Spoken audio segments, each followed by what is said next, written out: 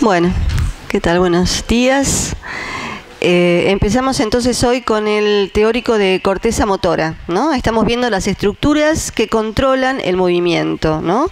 Y si recuerdan, cuando hemos hecho un esquema de las estructuras que controlaban el movimiento, hablábamos de motoneuronas inferiores que estaban ubicadas en la médula espinal y en el tronco encefálico, reguladas por neuronas interneuronas, que llamábamos neuronas del circuito local. Hola. Y que estas neuronas, acá no se ven las flechitas en este momento, recibían aferencias sensitivas o aferencias descendentes, y ellas eran las que le decían a las inferiores qué es lo que tenían que hacer, ¿no?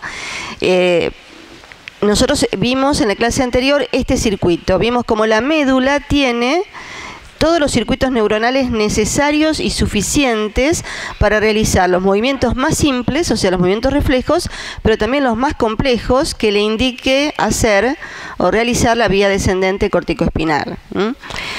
Entonces, además de las motoneuronas inferiores, estaban las motoneuronas superiores, que estaban ubicadas en la corteza motora y que estaban involucradas en la planificación y la dirección de los movimientos voluntarios, y en el tronco del encéfalo. ¿Se acuerdan que el tronco del encéfalo se encargaba de los movimientos de navegación? O sea, cómo voy a girar la cabeza y los ojos buscando un blanco de interés, ¿no? Y el tono muscular. Entonces, hola. Lo que vamos a ver en esta primera parte es la corteza motora. ¿Cómo sé que una corteza es motora? ¿Cómo los primeros que investigaron las cortezas, cómo supieron que esas correspondían a cortezas que manejaban o dirigían o planificaban el movimiento? Una corteza es motora, yo lo sé, porque si se daña, lo que va a haber es una alteración de la capacidad de producir movimientos, ¿no? Si yo la estimulo eléctricamente, eso va a producir movimientos de distintos segmentos del cuerpo. Sé que es motora porque está relacionada directamente con la médula espinal o con el tronco encefálico. Entonces, todas esas son indicaciones de que esa corteza que estoy mirando es una corteza motora. Hola, hola.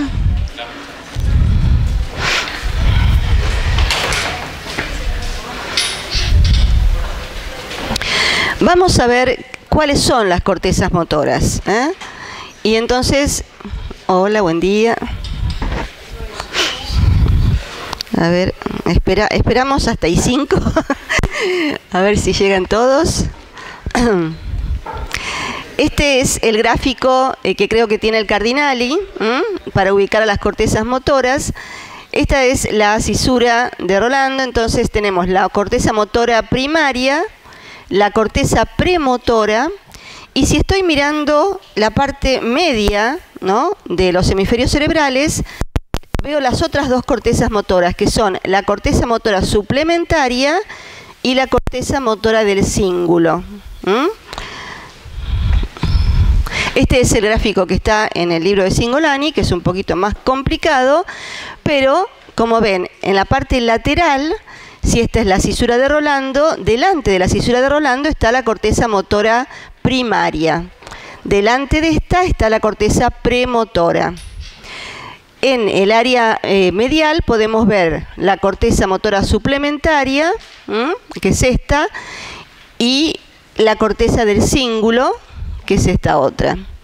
Y hay dos cortezas que también están implicadas en los movimientos, y son en los movimientos oculares, y por eso también las incluimos dentro de las cortezas motoras. Y son el campo ocular frontal, que es este, el 8, y el campo ocular suplementario, que como ven está al lado de la corteza motora suplementaria, en la zona central. Resumiendo, dentro de las cortezas motoras tenemos a la corteza motora primaria, a la corteza premotora, a la corteza motora suplementaria, a la corteza del cíngulo y los dos campos oculares que se ocupan de los movimientos oculares, el frontal y el suplementario. ¿Recuerdan? Hola. Ustedes ya vieron en uno de los seminarios cómo estaba constituida la corteza, ¿no es cierto? Y vieron que había 6 capas y que la corteza motora se caracteriza porque es agranular, o sea, carece de las capas granulares. Lo que predominan allí son las células piramidales. Y lo que llama la atención en una corteza motora son las células piramidales de la capa 5, que son enormes, que vienen en 120 micras de diámetro. Entonces, es una corteza agranular, una corteza motora, y eso también me permite su identificación desde el punto de vista histológico. Estos fueron los primeros, los pioneros, ¿no? Los científicos que nos hicieron conocer por primera vez que había una zona en la corteza que se relacionaba con los movimientos corporales, con las contracciones musculares.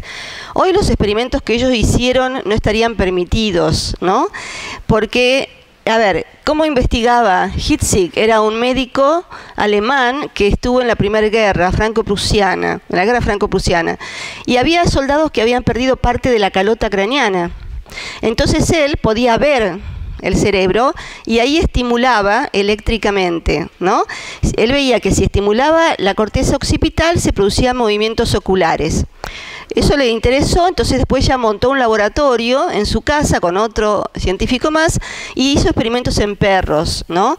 Y ahí ya se permitía estimular, sacar pedacitos de corteza y ver qué pasaba, ¿no? Y este es otro de los científicos que mucho contribuyó al conocimiento de las cortezas motoras. Se llama Wilder Penfield, era un científico, un neurólogo norteamericano. Era un neurocirujano en realidad. Él operaba y en ese momento, como todavía no se manejaban bien los anestésicos generales, las operaciones de cerebro eran sin anestesia general. Porque el cerebro en sí no duele, lo que duelen son las meninges, los vasos. Entonces, lo que hacían era anestesia local, entraban hasta ver el cerebro y ahí él iba estimulando eléctricamente distintas porciones del cerebro y veía qué es lo que pasaba. Le preguntaba al paciente que estaba despierto, ¿qué siente? Y dependía de dónde estuviera. Si estaba en corteza sensitiva, a lo mejor sentía un cosquilleo en determinada zona. Cuando estaba en corteza motora, veía que se movían distintos segmentos del cuerpo.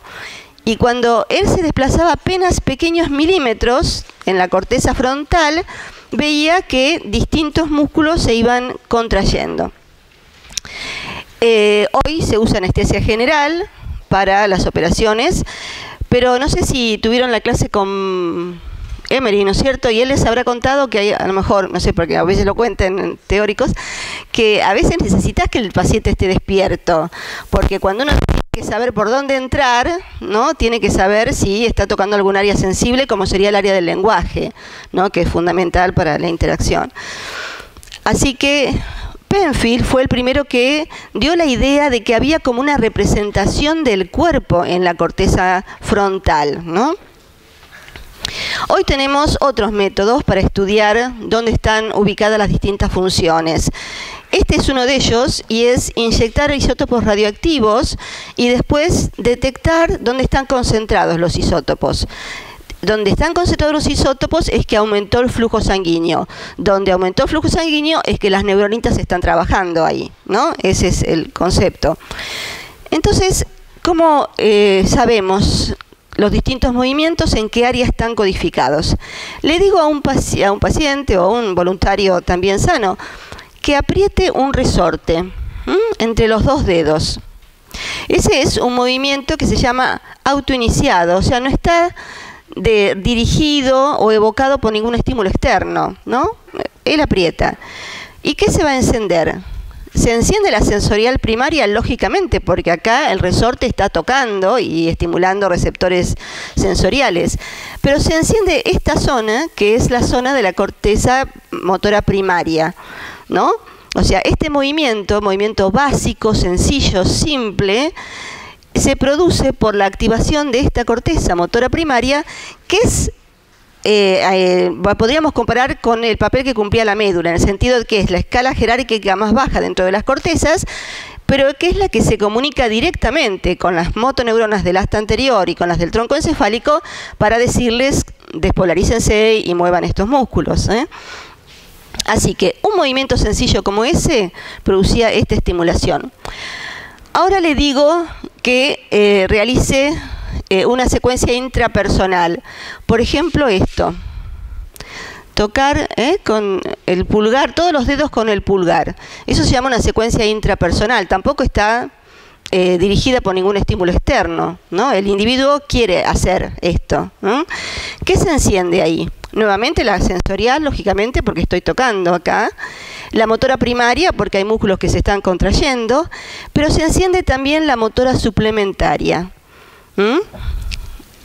Y después vamos a ver qué significado tiene eso.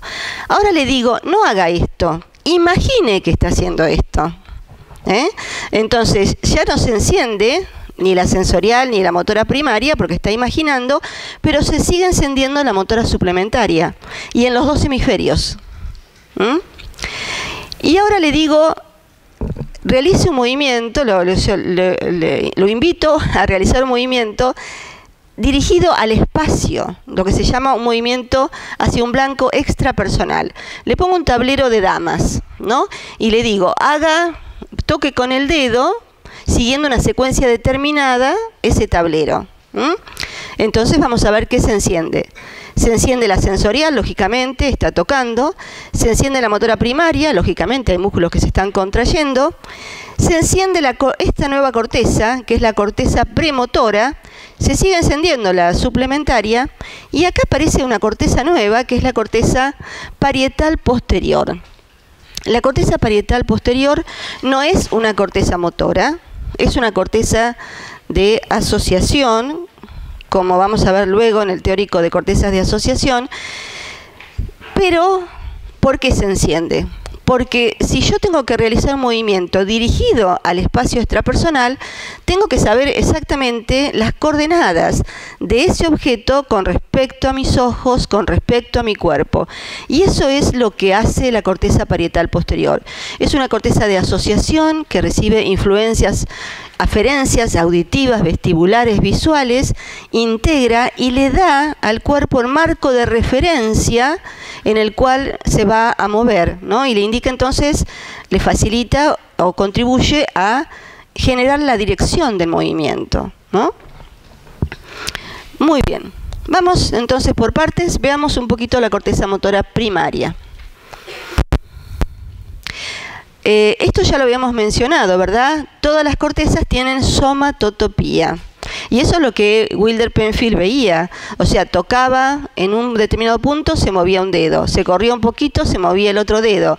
O sea, hay una representación del cuerpo en la corteza motora primaria que depende fundamentalmente en la extensión del área de representación, depende de la cantidad de movimientos que esa zona sea capaz de hacer.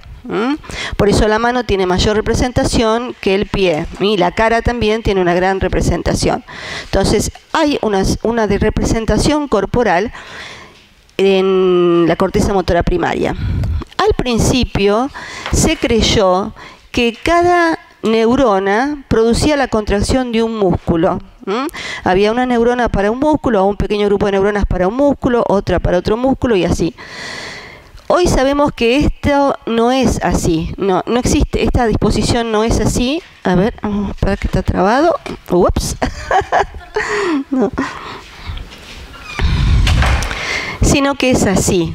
O sea, hay regiones de neuronas, ¿no?, que si bien van a inervar fundamentalmente, por ejemplo, este grupo a las motoneuronas espinales que manejan los músculos del hombro, también emiten axones que hacen sinapsis con motoneuronas que manejan, por ejemplo, el antebrazo o la mano. Esta divergencia con respecto a los axones, siempre con predominio, por supuesto, de una dirección particular, es lo que explica el porqué de las recuperaciones funcionales, ¿no es cierto? Cuando esta vía se secciona, puede haber en un momento una pérdida completa, pero después hay cierta recuperación de los músculos, movimiento de estos músculos, por estas otras aferencias que están llegando, ¿no? Entonces, que esto ya lo habíamos visto la vez anterior, y es otra característica del sistema nervioso motor, que es la complementariedad entre las vías descendentes. el fenómeno que explica entonces que una motoneurona pueda interaccionar con varios grupos musculares es que existía esto que ya vimos, que es la divergencia. Un axón puede inervar a varias neuronas, ¿no? Y por ejemplo, acá tenemos inervando músculos extensores y a través de interneuronas inhibidoras inhibiendo los músculos flexores. ¿Qué pasa cuando un segmento del cuerpo desaparece? Por ejemplo, en las amputaciones, ¿no? Que esto es un fenómeno que los norteamericanos han estudiado mucho por las guerras, ¿no? Los soldados norteamericanos en Irak, en Afganistán, muchos regresan a casa con miembros amputados, ¿no? Como yo les dije la vez pasada, la guerra genera mucha tecnología. Entonces, así como generó la tecnología del exoesqueleto, también ha generado la tecnología de las interfaces cerebro electrónico músculo o cerebro electrónico brazo ortopédico, como vamos a ver ahora. Pero en principio ¿qué pasa si se me lesiona una parte de la corteza motora primaria? ¿Cómo es el déficit? Bueno, depende de la edad que tenga. Si esta es la situación normal, ¿verdad? Corteza motora primaria en ambos lados, baja el haz córtico-espinal, aquí está haciendo sinapsis con el núcleo rojo y se genera el haz rubroespinal. Pero acá tengo una lesión, pero es en un bebé o es una persona de poca edad, ¿no? Fíjense que estas vías desaparecen, pero es la corteza motora primaria contralateral la que toma el comando y hay una prolongación de las vías descendentes que asumen ahora la inervación que tenía antes de los blancos que le correspondían a esta corteza. Pero ¿qué pasa si soy un adulto? Si soy un adulto, esto no ocurre. Si soy un adulto, los que tratan de suplir la falta de la corteza motora primaria son las zonas adyacentes en el mismo hemisferio, la premotora o la suplementaria, que envían prolongaciones descendentes. Pero este tipo de suplencia, digamos, no es tan eficaz como ¿no? Aquí, estas motoras suplementarias o motoras premotoras, la representación del órgano blanco está compactada, no es lo mismo que si estuviera en una corteza motora primaria. Por eso aquí sí vemos el déficit, ¿no? Pero bueno, el déficit inclusive al principio puede ser una parálisis total y con el tiempo empieza a recuperar movimientos de la mano. Y lo que sí nunca va a poder hacer es el movimiento individual de los dedos.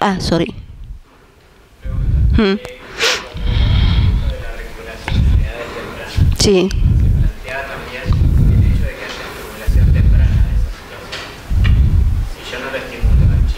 Con entrenamiento, decís vos.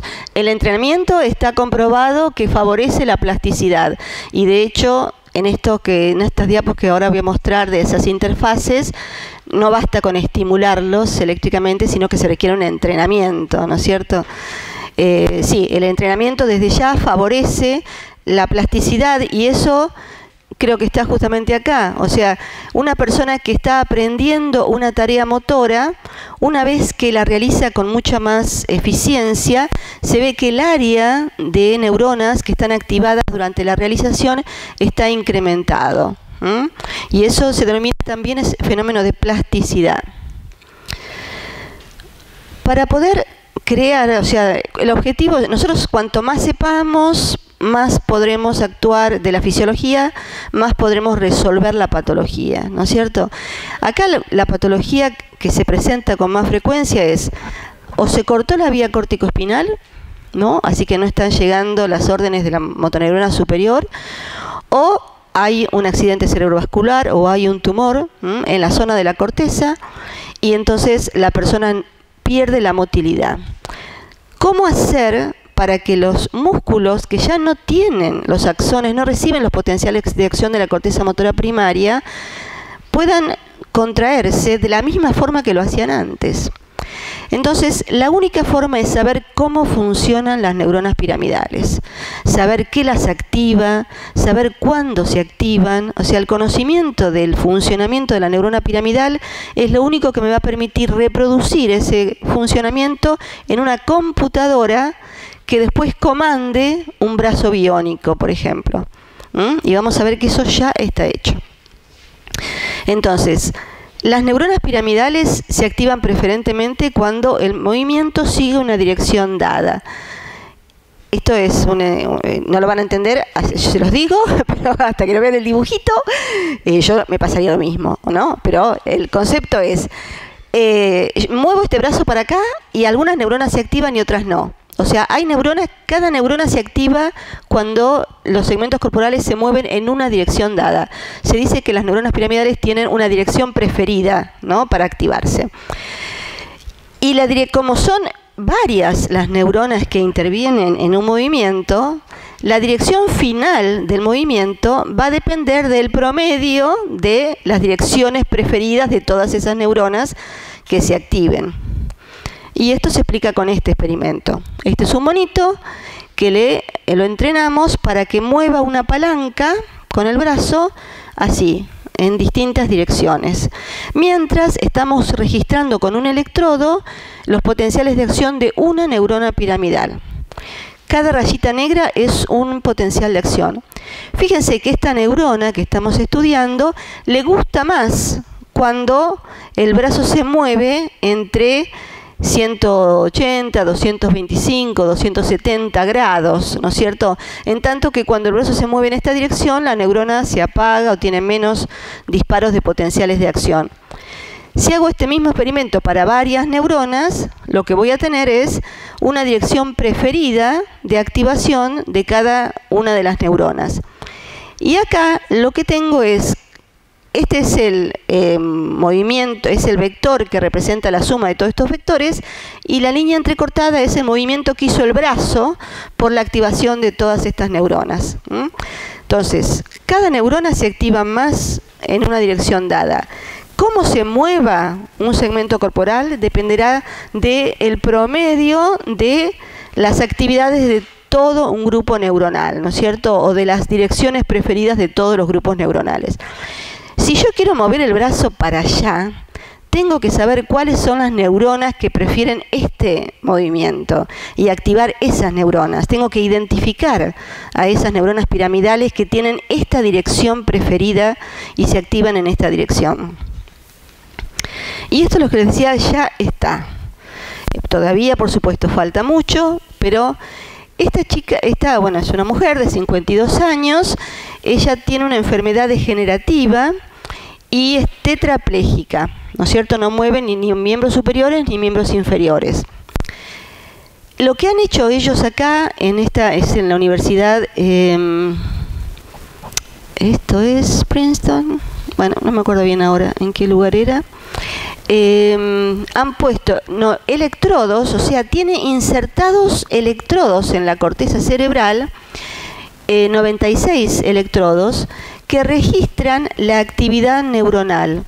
Ella piensa, quiero mover el brazo en esta dirección, las neuronas se activan, esos electrodos captan la señal neuronal y a través de un mecanismo, a través de una computadora, ¿no es cierto?, logran transmitirle esa orden a un brazo biónico.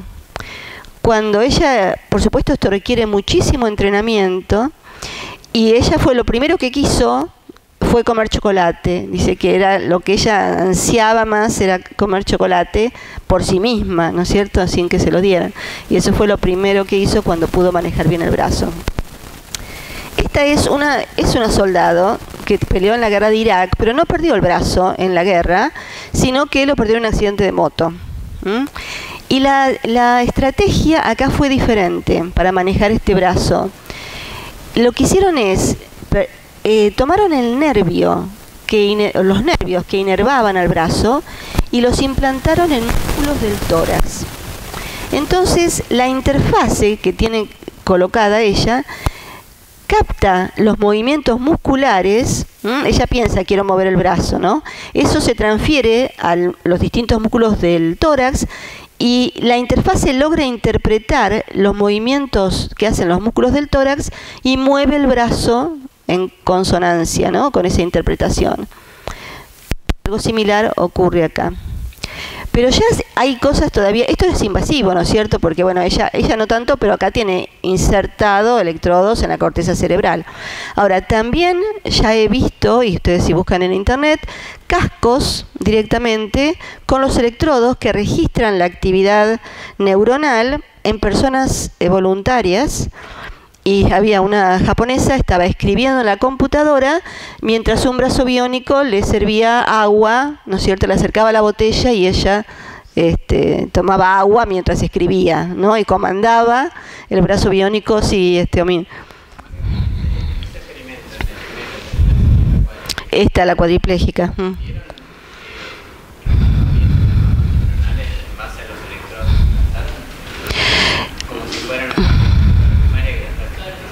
Sí, no está descrito en el paper, por lo menos, claro.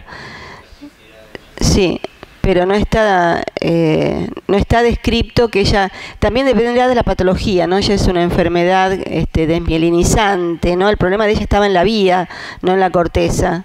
Pero también es cierto que cuando uno amputa un brazo, por ejemplo, y después al tiempo va a estimular la corteza primaria de donde nacían los axones que inervaban el brazo, empiezan a producirse movimientos del hombro, del tórax o de la cara.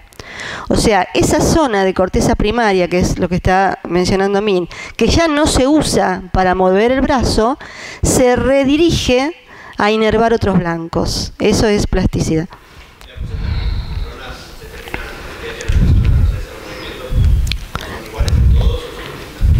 ¿Cuáles neuronas?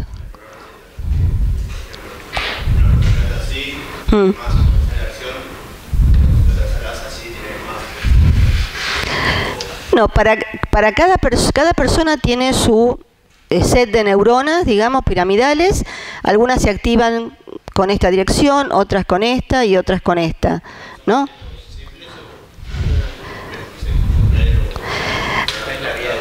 Ah, ok. Bueno, acá lo que estamos viendo son movimientos simples, pero en realidad ellos, porque un movimiento simple, ¿qué es un movimiento simple? Porque esto no es un movimiento simple, y menos ¿no? Y otra de las cosas, o sea, esto ya implica un montón de músculos contrayéndose y otros relajándose, ¿no? Y una cosa que ya están logrando es que la persona sienta, o sea, cuando agarra el vaso con aquel brazo, supongamos, siente si la superficie es rugosa o lisa. Porque esa devolución que hacen, ¿se acuerdan? Los receptores era fundamental para regular la fuerza muscular. Y una de las carencias que tiene esta gente es que no sienten, o sea, ven al brazo que lo agarra, pero... Y bueno, han logrado reconectar hasta las vías sensitivas, ¿no? Y a partir del brazo. Pero bueno, todo está en fase experimental. Esto igual es, bueno, 2012, 2006, es aquel... El mensaje es, bueno, esto es maravilloso y tendríamos que seguir viendo cuáles son los avances, pero lo importante es que para que esto ocurra tenemos que saber cómo funcionan las neuronas piramidales, ¿no es cierto? Cómo se activan. Por ejemplo, otra característica de las piramidales es que se activan ante aferencias que vienen de la piel que recubre los músculos que ellas inervan, ¿no? Porque una cosa es... Se activa una piramidal, le manda la orden a la médula espinal para que el músculo se contraiga y la mano se flexione. Eso es una cosa que ya estudiamos la vez anterior. Pero lo que yo estoy diciendo ahora es que una vez que se flexionó, las aferencias cutáneas le envían por el cordón posterior nuevamente a la corteza motora primaria, que vuelve a descargar. Fíjense que está descargando después del movimiento de flexión, ¿no? Y esta nueva descarga lo que hace es aumentar la fuerza con la que se realiza el movimiento. Fíjense que si la extensión en este caso es pasiva, el disparo de la neurona es mucho menor que el ¿no? O sea, mensaje: la actividad de las neuronas piramidales está regulada por aferencias periféricas que le llegan desde la piel, desde los receptores articulares, y que sirven también para regular entonces la descarga, la frecuencia de descarga de esas neuronas piramidales y por lo tanto la fuerza que hagan los músculos en la vía final. Y esto es también otra característica de las neuronas piramidales, y es que participan en este reflejo que se llama reflejo transcortical. Si yo le digo, bueno, vamos a levantar este escritorio, ¿no? Vengan 3, agarren de ahí, que yo agarro de acá. Y yo después suelto. Entonces, los otros 3, ¿qué les va a pasar? O sea, primero se les van a estirar porque la fuerza es mayor la que están recibiendo. ¿Qué se va a activar ahí? ¿Qué aferencias? A ver, ¿qué vimos en la clase pasada? Se está estirando el bíceps, se estira, ¿no es cierto? El reflejo miotático, ¿no es cierto? Porque si están cargando con el escritorio, este bíceps se va a estirar. Se estiran las fibras extrafusales, se estira el uso neuromuscular, las aferencias 1A y 2, entonces entran a la médula y contactan las médulas de las motoneuronas espinales y este músculo se contrae más. Entonces, cuando yo suelto, la primera respuesta es el reflejo de estiramiento, reflejo miotático. Pero después hay todavía un aumento de fuerza que se suma, y es porque la información del uso neuromuscular sube hasta la corteza motora primaria y estimula a las motoneuronas que van a dar origen a la contracción del bíceps. Entonces, el reflejo miotático es un reflejo medular, como lo estudiamos la vez pasada, pero hay un reflejo transcortical de estiramiento también, donde el receptor es el uso neuromuscular, pero cuando entra, además de hacer la sinapsis con la motoneurona del asta anterior, sube y hace sinapsis allá arriba con la corteza motora primaria, y aumenta la fuerza. Y después, lógicamente, ustedes se dan cuenta, pucha, esta soltó el coso, esto está más pesado, tenemos que hacer más fuerza para levantar. O sea, se suma después un control voluntario de la musculatura del bíceps, ¿no? Ok.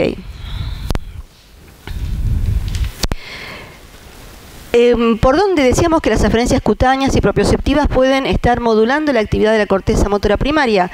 ¿Por dónde van a subir? Por el cordón posterior, ¿no es cierto? Y ahí llegan al área sensitiva y de ahí a la corteza motora primaria. Pero también se ha visto que a veces en la lesión de la corteza sensorial igual se produce estos reflejos. Entonces se piensa que puede saltearse e ir directamente al núcleo ventroposterior lateral del tálamo y de ahí a la corteza motora primaria. ¿Qué pasa cuando hay lesión de la corteza motora primaria? Generalmente lo que se ve en el humano, porque una cosa es lo que vemos en los animales de experimentación, que la descripción es mucho más florida. Yo me voy a limitar a decirles lo que se ve en las personas. Cuando una persona tiene lesiones focales de la corteza motora primaria, lo que ocurre es esto, o sea, lo que se compromete fundamentalmente es la musculatura axial y por lo tanto no es fácil ni levantar el brazo ni levantar la pierna. Por eso al caminar, ven ustedes en las personas que han sufrido, por ejemplo, un derrame en la corteza izquierda, la pierna derecha no la pueden levantar para caminar y la arrastran así, ¿no? Esto, por supuesto, también lo van a ver. ¿Qué era esto? El reflejo de Babinski, porque si está alterada la corteza motora primaria, la córtico-espinal está alterada. Muy bien. Entonces, hemos visto corteza motora primaria, que es, dijimos, que se comunica directamente con las motoneuronas del asta anterior y del tronco encefálico para decirle, bueno, contraigan los músculos. Ahora vienen estas áreas, que son áreas que están en realidad más relacionadas con la planificación del movimiento que con la ejecución del mismo. No únicamente, pero más. Área 6 de Brodmann, ¿no? La motora suplementaria. La motora suplementaria recibe aferencias de la corteza parietal posterior, de todo el sistema límbico y también de los ganglios basales, porque como vamos a ver, los ganglios basales son estructuras que regulan también la producción de los movimientos, sobre todo los movimientos más complejos. Y por supuesto la motora suplementaria se comunica con todas las motoras, la premotora, la motora primaria y con las motoras suplementarias contralaterales. ¿Por qué decimos que es una corteza que está involucrada en el planeamiento? Porque se activa milisegundos antes de la realización del movimiento, ¿no? La corteza motora primaria se activa al inicio o durante la ejecución del movimiento. En cambio, la suplementaria se activa unos 400 milisegundos antes de que yo haga un movimiento del mismo lado o del lado contralateral. Acuérdense que estas se activan en los dos hemisferios. Generalmente se activan más en los que decíamos movimientos autoiniciados, estos que yo hago porque quiero, sin necesidad de que haya una orden expresa, ¿no? O un estímulo de afuera. ¿En qué intervienen la corteza motora suplementaria? En esos movimientos autoiniciados, en los movimientos complejos. Un movimiento complejo, a ver, dibújeme una casa en el aire, ¿no? Ese es un movimiento complejo, implica muchas contracciones, ¿no? Los movimientos simultáneos. Muy bien. Al mismo tiempo que flexiona el brazo, cierra el puño. Estos son un movimiento simultáneo, flexiono y cierro. O movimientos secuenciales, primero flexione y después cierre. Entonces, en ese tipo de movimientos que ya son más complejos, porque implican coordinación entre distintos grupos musculares, está interviniendo la corteza motora suplementaria. Las lesiones de la corteza, cuando son bilaterales, acuérdense que la corteza esta está en la zona medial, que es donde también está la del cíngulo. Así que a veces las lesiones de la zona medial abarcan a las dos cortezas. ¿Qué es lo que se ve en estos pacientes? Lo que se llama mutismo asinético. El paciente no hace nada, está sentado o acostado, no habla. No es que no se pueda mover, no es que no pueda hablar. No tiene la intención, no tiene la voluntad, ¿no? Eso es el mutismo asinético. Ni habla, ni se mueve, ni hace nada. Otra característica de la lesión es el síndrome de la mano ajena.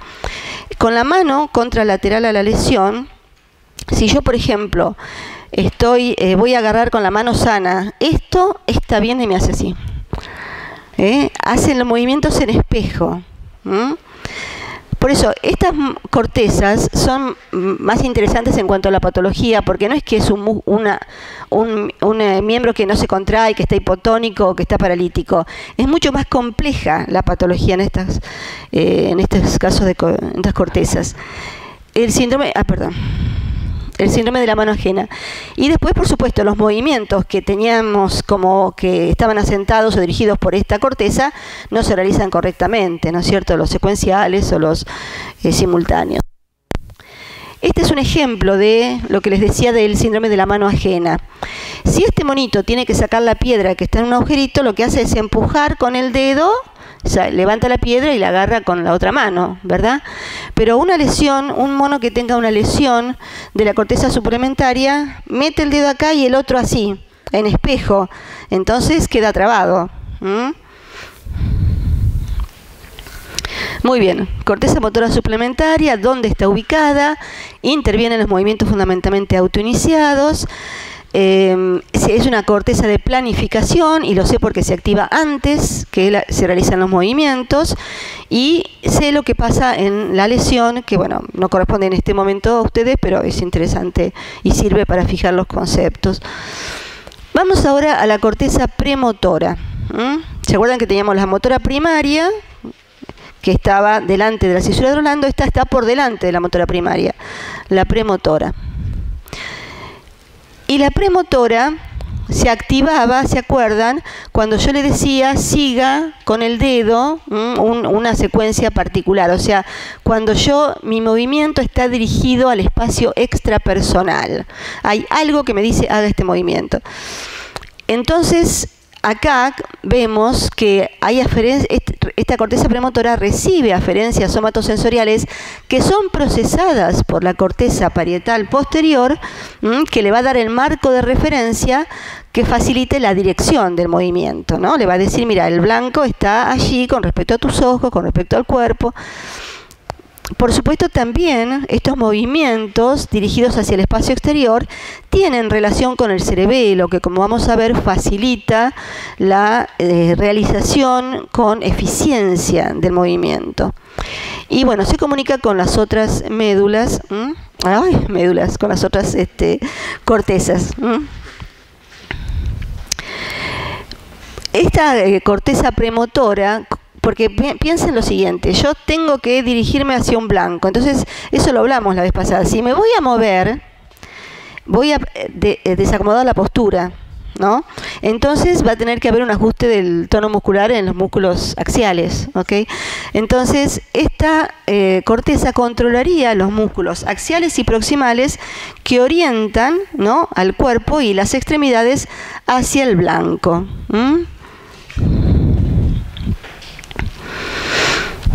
Estas neuronas, se considera que esta corteza también es una corteza de planificación porque se activa también antes de la realización del movimiento, unos 200 milisegundos antes. No, perdón. Estos son 200 milisegundos después de recibir instrucciones, la instrucción de realizar el movimiento, pero antes de realizar también el movimiento. Se activan ante una guía, ya sea verbal, o sea, haga tal cosa, o cuando se enciende la luz tiene que hacer tal cosa, ¿no es cierto? Siempre el estímulo está fuera del cuerpo. Y se activan poco, no nada, pero poco, en los movimientos autoiniciados. O sea, la premotora está más dirigida a organizar movimientos dirigidos a blancos en el espacio extrapersonal. Entonces, si tenemos que decir para qué nos sirve los potenciales de acción que vienen de esa motora, bueno, sirve en la programación de movimientos que están guiados, como decíamos, por información sensorial, y también intervendría en la modificación, se los voy a leer así y ahora se los voy a explicar, de programas motores establecidos, tendría que ver acá, en base a la información sensorial. O sea, si yo quiero agarrar este pañuelo, ¿no? Entonces yo sé cómo tengo que mover el brazo, ¿no?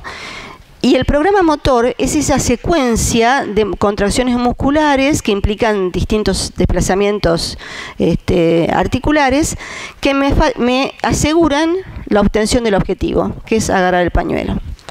Ahora, ¿qué pasa si está esto acá adelante? Ya no es lo mismo, ¿no? El movimiento que hacía antes no es exactamente igual. Yo tengo ahora información que me está diciendo que hay una modificación, ¿no? Por lo tanto, el patrón motor que voy a utilizar ahora para agarrar el pañuelo es diferente al que hubiera utilizado si esto no estuviera. Por eso la exploración de los objetos es una forma también de programa motor, porque estos nenes están, supongamos, sacando los juguetes de una canasta. De golpe hay un trencito que está atascado, ¿no? Entonces este programa ya no sirve. Ahora la información me dice que la situación cambió. Tengo que poner en marcha otro programa para lograr el objetivo. Y hay un experimento en monitos que es muy claro. El mono, por supuesto, le ponemos la banana encima de la mesa, la agarra sin problema. Tiene un programa motor, se pone en funcionamiento este programa motor, la agarro. Le pongo un vidrio, pero transparente, o sea, él ve dónde está la banana. No hay problema. Me cambió la aferencia sensorial, cambio el programa motor, ahora doy la vuelta, saco la banana.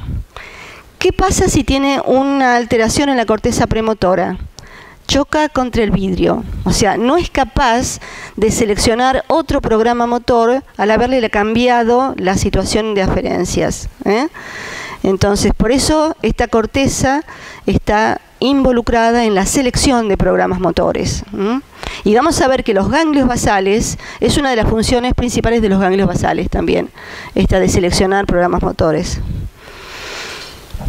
Yo siempre digo, las mujeres, nosotras, cuando nos ponemos el rímel, ¿no?, que es una situación delicada, ¿no?, porque esos pincelitos están llenos de pinches, ¿no? Entonces hay un aprendizaje, uno al final sabe la distancia que tiene que recorrer para no meterse, como ocurre al principio, ¿no?, en el ojo, el pincel. Ahora, cambiamos de marca y ya no es igual el pincelito. Entonces el mismo programa que usábamos no nos sirve y la primera vez tenemos el ojo todo negro hasta que aprendemos. Entonces ese es el concepto de los programas, que los vamos a volver a ver en ganglios de la base. Así que ya vimos la motora primaria, vimos la premotora y la motora suplementaria. Y entonces este era el concepto que había antes, ¿eh? era, bueno, esta es la que trabaja, realmente es la que le manda las órdenes a las motoras inferiores de la médula y que recibe los comandos planificadores de la corteza premotora, que a su vez está ayudada por la parietal posterior, siempre que estoy realizando movimientos en el espacio extrapersonal, o de la corteza motora suplementaria si es que estoy realizando movimientos autoiniciados. Lo que sabemos hoy es que en realidad la situación es esta.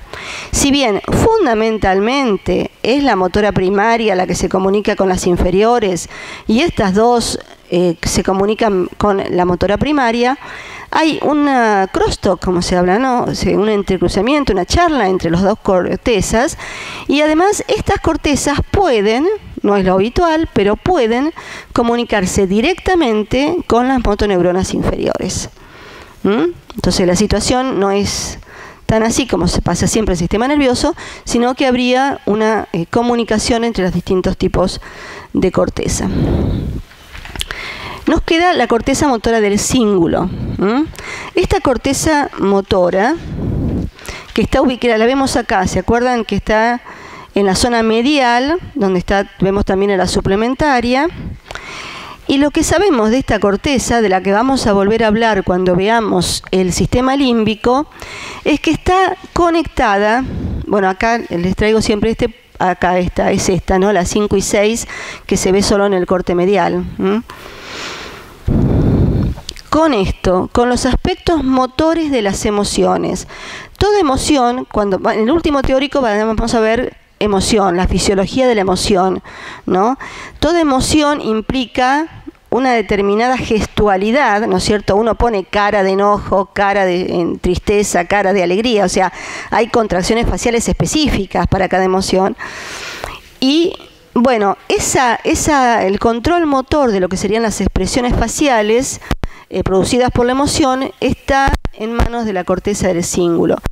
Interesante es el hecho de que la corteza maneja también la parte superior de la musculatura, o sea, las cejas, la frente, los párpados. Esto está manejado, esta musculatura, por el cíngulo facial. Así que muchas veces uno tiene parejas o alteraciones de toda la musculatura de la cara, menos de esta, y es porque esta está manejada por paz. No solo esta corteza se activa cuando yo tengo una emoción particular, sino también, bueno, acá hay un resumen en la cara interna del hemisferio cerebral, tiene representación somatotópica como todas. Como está relacionada con las emociones, recibe de estas dos áreas, que son las áreas relacionadas con los sentimientos, el procesamiento de los sentimientos, que son el sistema límbico y el área prefrontal, y manda a todas las otras cortezas y al lugar donde se inician los núcleos, sobre todo en los nervios, sobre todo el facial, ¿no es cierto?, en el tronco del encéfalo. Pero también nosotros levantamos los brazos o tenemos distintas actitudes corporales cuando estamos con alguna emoción, no solamente la cara es lo que se manifiesta. Es una corteza de asociación, como ven, de planificación, porque sabemos que se activa antes de la realización de los movimientos, ¿no? Y son generalmente movimientos autoiniciados, ¿no? Y se activa en estas situaciones cuando hay conflicto. Cuando uno le presenta un conflicto a la corteza frontal, fundamentalmente esta corteza se enciende. Por ejemplo, diga con qué color de tinta está escrita esta palabra. Si la palabra estuviera escrita con tinta verde, no habría conflicto. Pero la mente, cuando ve y quiere responder esa pregunta, entra en conflicto, ¿no? Y ahí en esas situaciones se ve que se enciende la corteza del cíngulo. Muy bien, y ahora sí, los dos últimos son los campos oculares, o sea, las cortezas que controlan el movimiento de los ojos. Son dos, el campo ocular frontal y el campo ocular suplementario. Entonces, Los campos oculares, las aferencias, por supuesto, si van a controlar los movimientos oculares, tienen que recibir aferencias de la corteza visual, tanto de la estriada como la extraestriada, solo que hay una diferencia. El frontal solo recibe de la extraestriada y la suplementaria de las dos. Si van a manejar los movimientos de los ojos, por supuesto que las eferencias van a ir al tronco del encéfalo, donde están ubicados los núcleos de los nervios que manejan los músculos que mueven los ojos. Entonces las eferencias van a ir a los centros subcorticales oculomotores. Como vamos a ver ahora, el campo ocular frontal selecciona los movimientos oculares que están dirigidos a blancos, sobre todo los que vamos a ver luego, que son los movimientos sacádicos, ¿no? Esos movimientos rápidos, por ejemplo, estoy leyendo, voy lentamente hasta el final de la frase y vuelvo rápidamente al siguiente renglón. Esa vuelta rápida es el movimiento sacádico, y entonces en eso está involucrado el campo ocular. Vamos a ver la vía.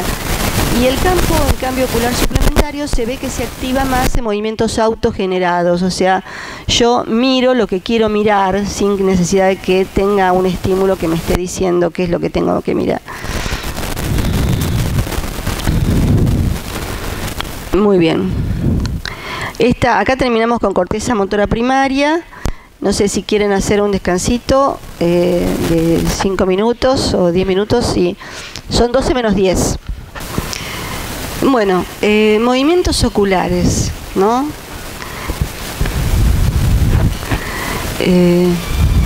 Los movimientos oculares están destinados a fijar un objeto de interés en la fobia, que como ustedes ya habrán visto en los teóricos de Leticia, bueno, y también tuvieron un seminario de visión, ¿no? O un trabajo práctico de visión. Entonces vieron que es el lugar de mayor agudeza visual, ¿no? Así que la idea del movimiento ocular es fobear los objetos, es llevar el objeto hacia la fobia. Y este fisiólogo ruso, que se llamaba Alfred Jarbus, y realizó este experimento para ver cómo se movían los ojos cuando analizaban un objeto. Esta es la reina Nefertitis, la reina egipcia Nefertitis, y él le ponía unos lentes al individuo que estaba haciendo el experimento con espejitos en los que se reflejaban haces luminosos, bueno, a través de una técnica así, lo que determinaba era cómo se movían los ojos. Fíjense, los ojos, la visión es un proceso muy activo, ¿no? Cada liñita fina era un movimiento sacádico y cada puntito más denso era un momento en el que la visión se había detenido, ¿no? Para mirar con mayor precisión. Y fíjense que se realizan muchos movimientos en un segundo y la visión se centraliza en determinados puntos, en este momento acá en el ojo, en la nariz, en la boca, en la oreja y muy poco en el cuello o acá en el sombrero ¿no? que tiene. Entonces los movimientos oculares están destinados a fobear las zonas o los objetos que son de nuestro interés. Se usó mucho el estudio, son movimientos, bueno, acá no sé qué pasa, relativamente sencillos, simples. Hay que pensar que son solamente 6 músculos, bueno, ¿qué es? Son 6 músculos los que gobiernan el ojo y hay 4 movimientos básicos que pueden realizar los ojos. Entonces es un buen modelo para estudiar el control motor de los movimientos, ¿no? El control que hace el sistema nervioso sobre los movimientos, y de hecho mucho de lo que sabemos hoy sobre cerebelo, sobre ganglios basales, lo aprendimos de estudiar los movimientos oculares.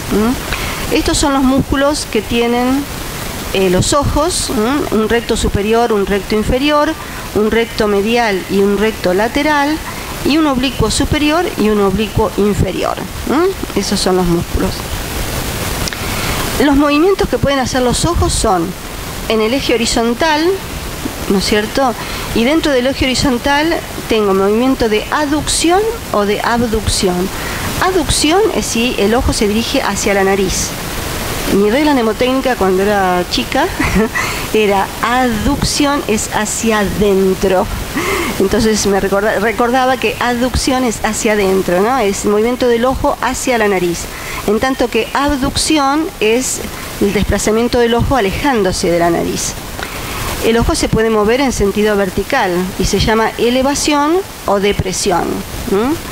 Y se puede mover torsionalmente. Y esto significa, llevo el extremo superior del ojo hacia la nariz, es intorsión. Y llevo el extremo superior del ojo fuera de la nariz, es extorsión. Estos movimientos, como vamos a ver ahora, el de aducción y abducción, son realizados por los rectos.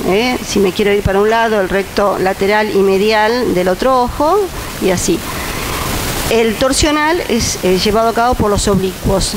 Pero el vertical depende de la posición del ojo al comienzo del movimiento. Si los ojos están mirando hacia adelante, ¿no?, la elevación del ojo la realiza el recto superior con el oblicuo inferior. Fíjense acá en el, si pueden ver, para elevar el ojo contribuyen el recto superior con el oblicuo inferior. Perdón, el recto superior sí, con el oblicuo inferior, y para deprimir el ojo, o sea, llevarlo para abajo, el recto inferior, el oblicuo superior. Si los ojos están en aducción, o sea, si el ojo está llevando hacia adentro, hacia la nariz, el movimiento de elevación lo hace el oblicuo inferior y de depresión el oblicuo superior. Pero si el ojo está en abducción, o sea, está alejándose de la nariz, son los rectos los que se encargan de elevar el ojo o de deprimirlo. Bueno, entonces, sabemos cuáles son los músculos, sabemos cuáles son los posibles movimientos o las direcciones de los movimientos.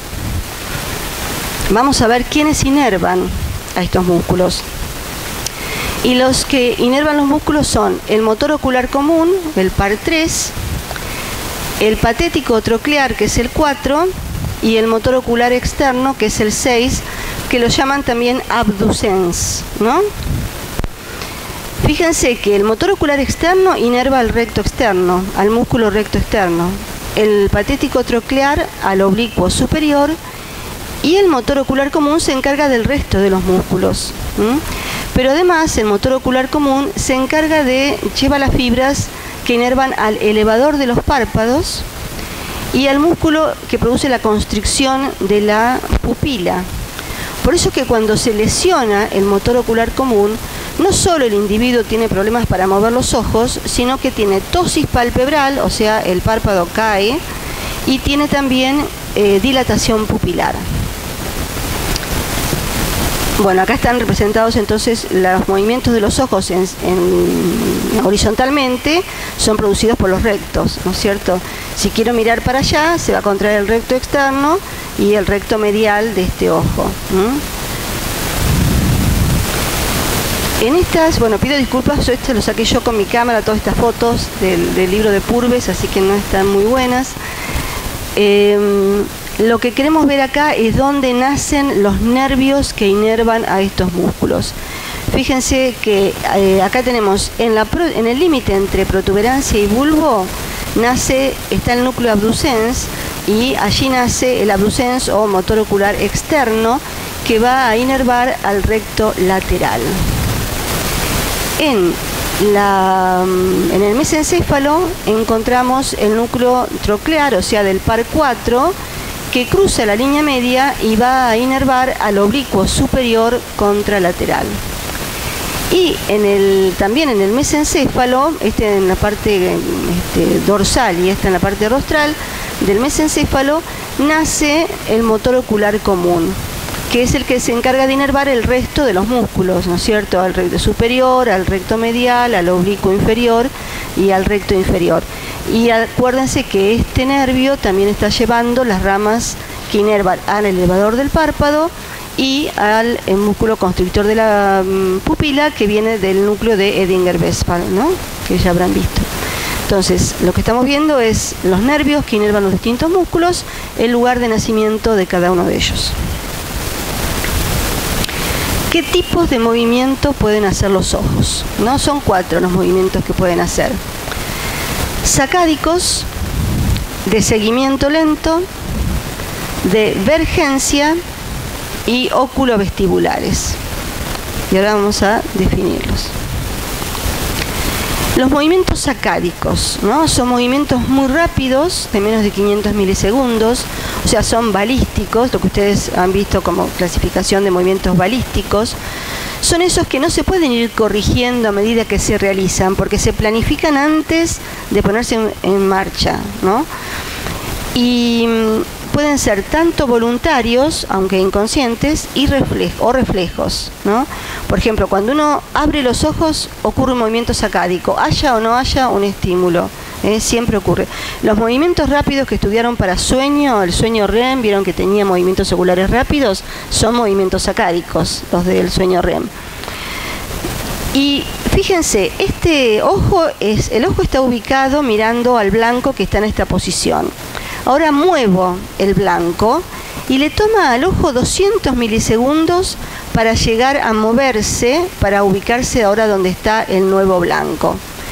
Este es el tiempo que tarda el ojo en procesar las nuevas coordenadas. A ver, este blanco que estaba acá, ahora ¿dónde está? Entonces, ¿hacia dónde me tengo que mover y qué amplitud tiene que tener ese movimiento? Ese procesamiento ocupa este tiempo. Y es un movimiento balístico porque si antes de llegar acá el blanco se mueve, este ojo no puede ir ahora a la nueva posición. Llega a donde estaba planificado y acá origina un nuevo movimiento sacádico para ubicarlo en la nueva posición.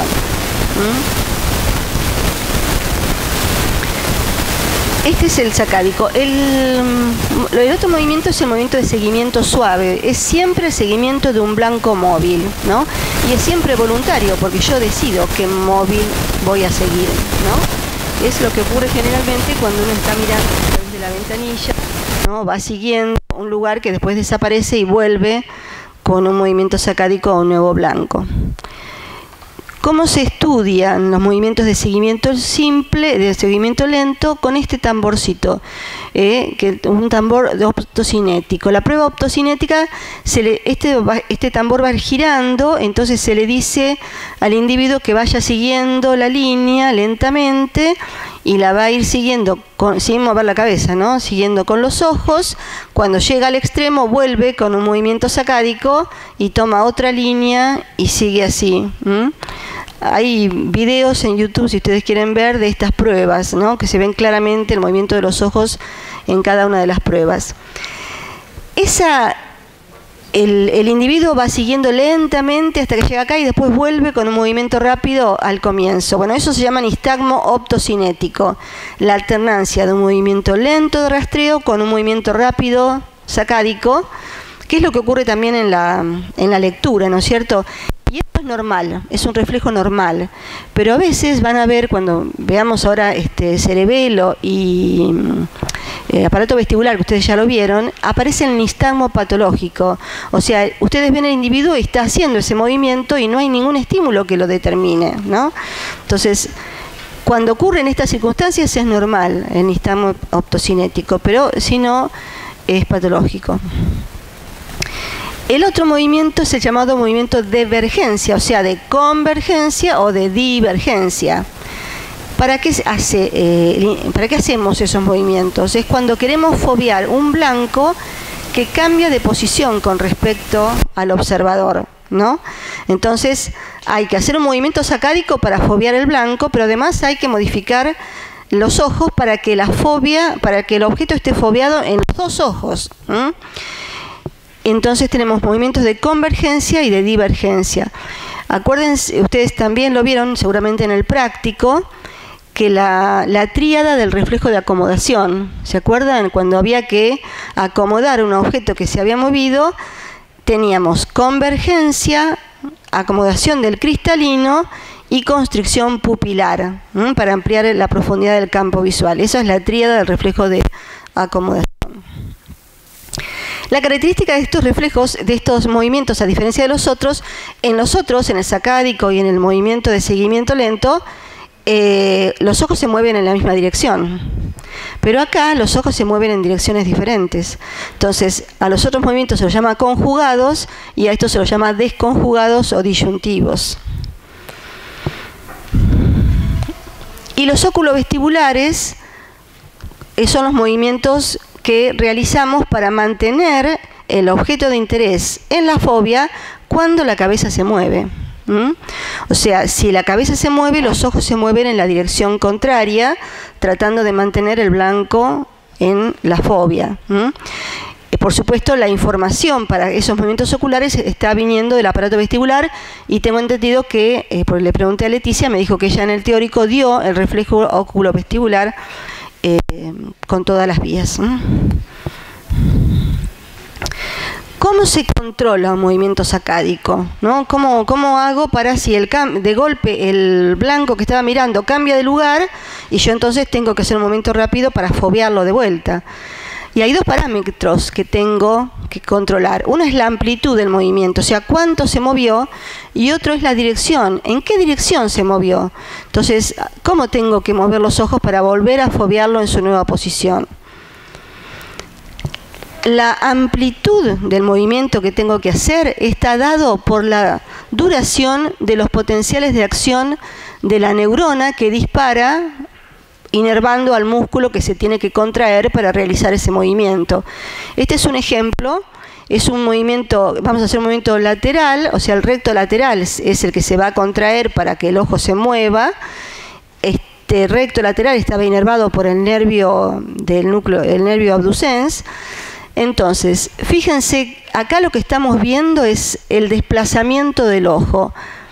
Cada vez que baja el músculo, el ojo se está moviendo hacia la zona lateral. Acá está estabilizado en una posición, acá se mueve, se estabiliza, se mueve. Y esto es lo que le está pasando a las neuronas del núcleo abducens, o sea, del nervio que inerva este músculo. Fíjense que el grado de desplazamiento, la amplitud del desplazamiento, tiene que ver con la duración de potenciales de acción que surgen de esa neurona. Acá se desplaza esta amplitud y tengo esta duración. Acá se desplaza mucho menos y tengo esta duración. Acá se desplaza mucho más y tengo estos potenciales de acción durando. Cuando el ojo no se desplaza, hay siempre una descarga basal igual de esas neuronas. Y acá lo que pasó es que dejó de desplazarse, al contrario, el ojo se movió en dirección contraria, hizo un sacádico y la neurona dejó de mandar potenciales de acción. Entonces, la amplitud del movimiento, o sea, el grado de contracción que tenga el músculo que tiene que intervenir para desplazar el ojo, va a depender de la duración de potenciales de acción que produzca la neurona que tiene que estimularlo para su contracción. Pero el control de la dirección, esto parece tan sencillo, estamos todo el tiempo mirando y cambiando la dirección, y van a ver la cantidad de cosas que pasan cuando yo miro a él y después te miro a vos, ¿no es cierto? Cuando cambio la dirección de la mirada. ¿Quién determina la dirección en la que voy a mirar? Hay dos centros que se llaman centros de la mirada. Un centro se encarga de los movimientos horizontales, se llama centro de la mirada horizontal. Y los dos están en la formación reticular, pero este está en la formación reticular de la protuberancia. Por eso se lo llama formación reticular pontina paramediana. Este es el centro de la mirada horizontal. Y hay otra formación que está en el mesencéfalo, también sustancia reticular, que se encarga de los movimientos oculares verticales y se llama núcleo intersticial rostral o centro de la mirada vertical. Entonces, estos centros ubicados en la protuberancia y en el mesencéfalo son los que le van a decir a los núcleos motores contra vos despolarizate o vos despolarizate, o sea, los que van a determinar la dirección. Y les cuento cómo lo hacen. Supongamos que quiero mover el ojo hacia la derecha. Así que la formación reticular pontina del lado derecho, que es este rojito que está acá, va a hacer sinapsis con las neuronas que dan origen al núcleo abducens derecho, que es el que inerva al recto lateral, porque para que este ojo se mueva hacia allá se tiene que contraer este músculo, el recto lateral. Pero al mismo tiempo estas neuronas hacen sinapsis con otras que dan origen a este fascículo longitudinal medial que llega al mesencéfalo y hace sinapsis con las neuronas que dan origen al motor ocular común izquierdo, que es el que inerva al recto medial. O sea, para yo mover los ojos hacia allá, tengo que contraer el recto lateral este y el recto medial de este ojo, ¿no? Y eso es lo que hace la sustancia reticular pontina. Estimula al nervio abducens para que despolarice al músculo recto lateral y también al motor ocular común porque es el que inerva al recto medial. Ahora bien, como todo, si voy a contraer músculos, tengo que relajar a los antagonistas, ¿no? Y eso también lo hace la sustancia reticular pontina. Acá no está graficado, se los cuento. De aquí parten axones hacia la sustancia reticular del bulbo y hacen sinapsis con interneuronas inhibidoras. Y esas interneuronas inhibidoras suben y hacen sinapsis ahora con el núcleo abducens de este lado. Entonces se produce inhibición de todo el circuito contrario, ¿no? Y así relajación de los antagonistas. Así que estos centros de la mirada se activan para producir movimientos en la mirada horizontal, como sería esto, y no está representado en la figura, pero el mismo planteo es para el núcleo intersticial rostral que mueve los ojos en sentido vertical. Ahora bien, ¿quién le dice al centro de la mirada tenés que despolarizar al abducens y no al patético? ¿No es cierto? Todavía falta quien indique qué es lo que hay que hacer. Y son dos estructuras que lo hacen: el colículo superior del mesencéfalo y el campo ocular frontal que acabamos de ver en las cortezas motoras. Ellos son los que dicen, le van a decir a los centros de la mirada: el blanco se movió de acá a acá, o el blanco está ahora ubicado acá, y tenés que hacer el movimiento ocular para fijar los ojos allá, en ese blanco. Entonces, ¿cómo hace el colículo superior y el campo ocular frontal para decirle al centro de la mirada cómo tiene que contraer a los músculos? Es lo que vamos a ver ahora. Y ya les digo que, a ver, acá vemos las vías. El campo ocular frontal estimula al colículo superior y al centro de la mirada contralateral. También el campo ocular frontal puede directamente estimular al centro de la mirada contralateral. Estas dos vías se complementan en el manejo de los centros de la mirada, como hacen el rubro espinal con el córtico espinal. Si uno se rompe, la deficiencia en el movimiento sacádico no es tan grande, pero si los dos se ven alterados, el individuo es incapaz de realizar movimientos sacádicos. Así que lo que estamos viendo es que para realizar un movimiento ocular, la dirección en la que tengo que mover el ojo para fobiar ahora al blanco que está en una nueva posición está determinada por la sincronización entre estas estructuras. Los centros de la mirada que están aquí en el tronco encefálico, o sea, mesencéfalo y protuberancia, y que son los que se comunican directamente con los nervios que van a inervar a los músculos, y dos estructuras superiores que son el colículo superior y el campo ocular frontal, que son los que tienen el mapa, son los que saben exactamente dónde está ubicado el blanco. Y esto funciona así, se sabe más para el colículo superior que para el campo ocular frontal, pero se supone que es lo mismo. El cuerpo geniculado, el colículo superior es una estructura laminar, tiene una estructura laminar. ¿Qué se vio? Que en la capa superficial del colículo superior llegaban todos los axones de la retina. Así que esa capa, que se llama capa visual, tiene la representación exacta del campo visual, ¿no? Es la capa superficial de mi colículo superior, en este momento tiene la representación de este anfiteatro. Entonces, si yo estoy mirando a Omin, ese Omin, que es el estímulo en el campo visual, va a excitar una serie de neuronas específicas en la capa visual del colículo superior. Solo esas. Él va a estimular otro grupito de neuronas y ella otro grupito de neuronas. Entonces, cada punto en el espacio visual estimula un grupo particular de neuronas en la capa visual del colículo superior. Ahora bien, esas neuronas de la capa visual se conectan con una capa más profunda que tiene neuronas motoras.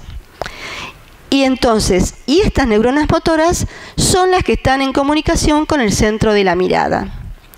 Así que esto funciona así. Omin está allá y se mueve para allá. Yo tengo ahora la información de que Omin está ubicado en eso.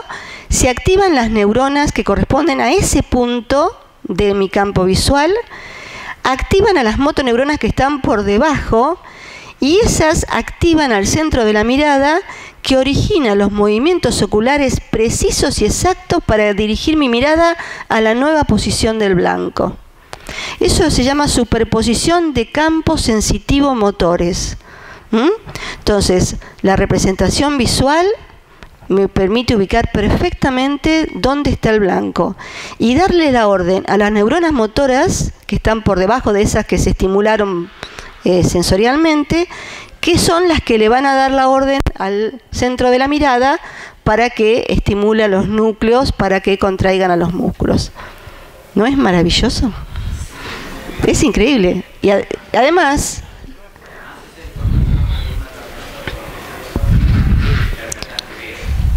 bueno, sí, después todo el circuito de la interpretación, el análisis de la imagen, ¿no? Que eso también me parece que lo han visto, te lo debe haber dado Leticia en el teórico, ¿no? En lo que es corteza extraestriada y estriada. No solo este colículo superior, estas neuronas son capaces de responder a estímulos visuales, sino también a estímulos auditivos. O sea, de golpe alguien grita y yo muevo los ojos, ese estímulo. O me duele el hombro y yo muevo los ojos buscando el sitio de dolor. O sea, el colículo superior, las neuronas motoras del colículo superior, se pueden mover no solo ante estímulos visuales, ¿no? Sino también ante estímulos, ven como dicen otras aferencias, auditivos o sensoriales, somatosensoriales. Por lo tanto, hay que pensar que así como hay un campo visual, hay un campo auditivo en relación con las neuronas motoras profundas y un campo somático que me representa todo el cuerpo en relación con las neuronas motoras profundas.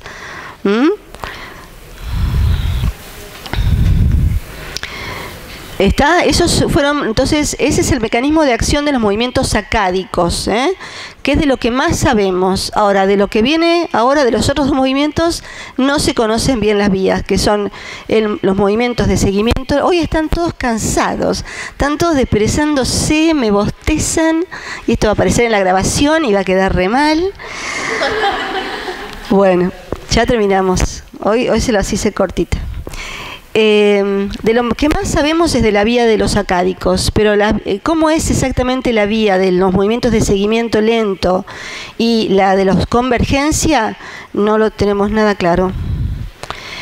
Los movimientos de seguimiento lento se sabe que están involucrados los centros de la mirada, pero que no son comandados ni por el colículo superior ni por el campo ocular frontal. No son ellos los que les dicen al centro de la mirada a qué dirección tienen que mover los ojos. Sí se sabe que tiene que haber esta vía, ¿no es cierto? La retina, a través de los núcleos geniculados talámicos, lleva la información a la corteza visual. De ahí se supone que pasa a la protuberancia y al cerebelo, porque se sabe que cuando uno tiene lesión cerebelosa no puede hacer este tipo de movimientos. Y de allí a los núcleos de los nervios motores.